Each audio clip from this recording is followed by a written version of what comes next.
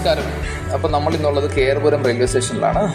ഒരു പ്ലാറ്റ്ഫോം ടിക്കറ്റൊക്കെ എടുത്ത് അതൊക്കെ റെയിൽവേ സ്റ്റേഷനിലോട്ട് കയറി. ഇവിടെ എപ്പോഴും ചെക്കിംഗ് ഉള്ള സ്റ്റേഷനാണ്. അപ്പോൾ ഒരു പ്ലാറ്റ്ഫോം ടിക്കറ്റൊക്കെ എടുത്തേക്കാം, അല്ലെങ്കിൽ വെറുതെ പെറ്റി കൊടുത്ത് മരിക്കേണ്ട. അങ്ങനെ റെയിൽവേ സ്റ്റേഷനിലോട്ട് കയറി നല്ല തിരക്ക് തുടങ്ങുന്ന സമയമാണ്. ഈ റെയിൽവേ സ്റ്റേഷന് പ്രത്യേകതയുണ്ട്. ഇത് ഔട്ടർ റിംഗ് റോഡിനോട് ഏറ്റവും അടുത്തിരുന്ന റെയിൽവേ സ്റ്റേഷനാണ്. അതുകൊണ്ടെന്ന് വെച്ചാൽ നമ്മൾ ട്രെയിൻ ഇറങ്ങിക്കഴിഞ്ഞാൽ ബസ്സിന് പോകേണ്ടവർക്ക് പെട്ടെന്ന് ബസ് കിട്ടും. എപ്പോഴും ബസ്. ഇത് ഹെബ്ബാളിൽ നിന്ന് സിൽക്കോട്ട് പോകുന്ന റൂട്ടിലാണ് റെയിൽവേ സ്റ്റേഷൻ ഉള്ളത്. അതായത് ഔട്ടർ റിംഗ് റോഡിലാണ് ഉള്ളത്. അപ്പോൾ ഈ റെയിൽവേ സ്റ്റേഷനിൽ ഇപ്പോൾ ഇതിന് കുറച്ച് റിനോവേഷൻ വർക്കൊക്കെ നടന്നുകൊണ്ടിരിക്കുകയാണ്. ബാംഗ്ലൂരിൽ 37 റെയിൽവേ സ്റ്റേഷൻ ഒരു റെയിൽവേ സ്റ്റേഷനാണ് കേരളം റെയിൽവേ സ്റ്റേഷൻ. മലയാളികൾക്കൊക്കെ വളരെ പ്രശസ്തമാണിത്. നാട്ടിലോട്ട് വരുന്ന നമ്മുടെ ഐലൻഡ് എക്സ്പ്രസ് വന്ന് വൈറ്റ് ഫീൽഡ് കഴിഞ്ഞാൽ പിന്നെ ആൾക്കാർ ഏറ്റവും കൂടുതൽ പറയുന്നത് കേരളം റെയിൽവേ സ്റ്റേഷനിലാണ്. മലയാളികൾക്ക് എല്ലാവർക്കും ഒരുപെട്ടവർക്കൊക്കെ അറിയാവുന്ന ഒരു സ്റ്റേഷനാണിത്. ഈ റെയിൽവേ സ്റ്റേഷനെ പറ്റി പറയുവാണെങ്കിൽ ഇതൊരു NSG 3rd കാറ്റഗറിയിൽ വരുന്ന ഒരു റെയിൽവേ സ്റ്റേഷനാണ്. 4 പ്ലാറ്റ്ഫോമുകളുണ്ട്.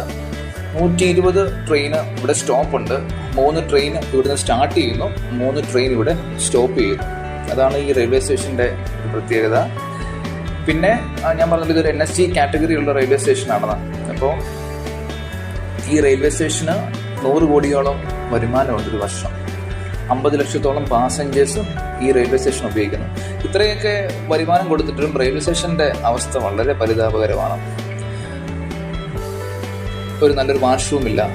120 ട്രെയിൻ ഡെയിലി വന്ന് പോകണമെങ്കിൽ അപ്പോൾ എത്രയോ ആൾക്കാർ വരുന്നുണ്ട്. അതിനുള്ള സൗകര്യങ്ങളൊന്നുമില്ല. പിന്നെ റിനോവേഷൻ കഴിയുമ്പോൾ നമുക്ക് പ്രതീക്ഷിക്കാം എല്ലാം കുറച്ചും കൂടെയൊക്കെ ഒന്ന് ഡെവലപ്പ് ആകുമെന്ന്. നമ്മളിപ്പോൾ കാണുന്ന ഒരു സബർമതി ട്രെയിനാണ്. ഇതിൻ്റെ അടുത്തുള്ള പ്രദേശങ്ങളിലേക്ക് നമ്മുടെ ഈ മുംബൈയിലെ ലോക്കൽ ട്രെയിനൊക്കെ പോകുന്ന പോലെ തന്നെ അങ്ങനെ പോകുന്ന ട്രെയിനാണ്. ബംഗാർപേട്ട്, മാരിക്കുപ്പം, ജോളാർപേട്ട് ഇങ്ങനെയുള്ള സ്ഥലങ്ങളിലേക്ക് പോകുന്ന ലോക്കൽ ട്രെയിനുകളാണ് ഇത് ഇവിടുന്ന് 15-20 മിനിറ്റ് കൂടുമ്പോൾ ഈ ട്രെയിൻ ഇങ്ങനെ പോയിക്കൊണ്ടിരിക്കും. അതുപോലെ ആൾക്കാർ ബാംഗ്ലൂരിലേക്ക് വരുന്നുണ്ട്, ജോലിക്കും ഒക്കെ ആയിട്ട് വരുന്നവരുണ്ട്, ജോലി കഴിഞ്ഞ് തിരിച്ച് പോകുന്നവരാണ്.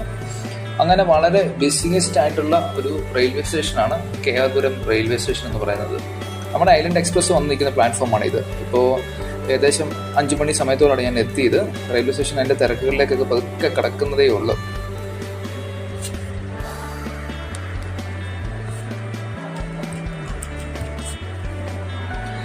ഒരു ചായയൊക്കെ മേടിച്ച് പിടിച്ച് പതുക്കെ ഞാൻ ഇങ്ങനെ നിൽക്കുകയായിരുന്നു, ട്രെയിനൊക്കെ നോക്കി.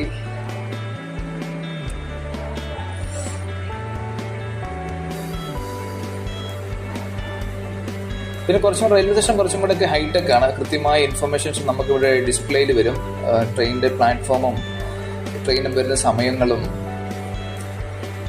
പിന്നെ തൊട്ടടുത്താണ് ഇന്ത്യൻ ഫുഡ് കോർപ്പറേഷൻ്റെ ഓഫീസുണ്ട്. അപ്പോൾ അതിൻ്റെ ഗോഡൗണും കാര്യങ്ങളൊക്കെ ഉള്ളതുകൊണ്ട് ഈ റെയിൽവേ സ്റ്റേഷൻ എപ്പോഴും തിരക്കിലാണ്. ഗുഡ്സ് ട്രെയിൻ വരുന്നതും അരി വരാനും പോകാനും ഒക്കെ ആയിട്ടുള്ള